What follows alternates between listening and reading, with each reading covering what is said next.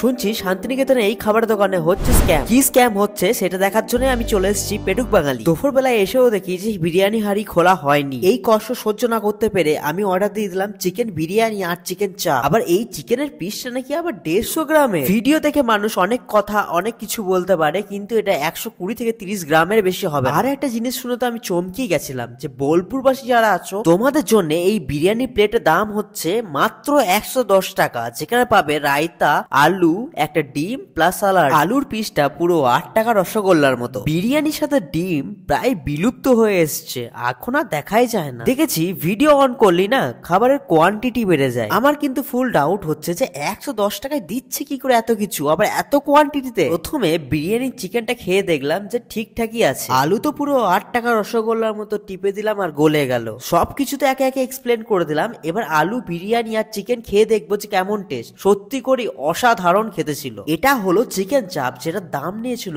80 টাকা। চলো এবার চিকেন চাপের গ্রেভি দিয়ে একবার বিরিয়ানি খেয়ে দেখা যাক যে কেমন স্বাদ। এটা অ্যাকচুয়ালি প্রপার চিকেন চাপের যে স্বাদ, সেই স্বাদটা আনতে পারেনি, তার জন্য বিরিয়ানির সাথে একদমই মানাচ্ছে না। এবার দেখা যাক যে চিকেন চাপের চিকেনটা কত বড় পিস, সাইজে কিন্তু অনেকটাই বড়। গ্রেভি যেমন ছিল কিন্তু চিকেনের স্বাদ কিন্তু 100তে 100। চলো সবকিছু মিক্স করে একটা বাইট নেওয়া যাক, যেখানে থাকবে অল্প ডিম, চিকেনের গ্রেভি, থাকবে পেঁয়াজ আর থাকবে রাইস। আমি আর মুখে কিছু বলছি না, তোমরা এসে একবার খেয়ে দেখো, তারপর আমাকে কমেন্টে জানাও। রায়তাটার কথা না বললেই নয়, এত সুন্দর খেতে প্রেমে পড়ে যাবে পুরো। অবশ্যই একবার আপনাদেরকে ট্রাই করে দেখতে হবে 110 টাকার এই কম্বো বিরিয়ানিটা। তাহলে আমার ওভারঅল খরচা হলো এইদিকে বিরিয়ানির 110 আর চিকেন চাপের হচ্ছে 80, তার মানে হলো 190 টাকা। আশা করি বিরিয়ানির অতটা কোয়ান্টিটি পাবেন না হয়তো, আর অত সাজিয়ে গুছিয়ে দেবে না, কারণটা আমি আগেই বলে দিয়েছি, ক্যামেরা অন দেখলেই মানুষ অনেক কিছু করতে লাগে।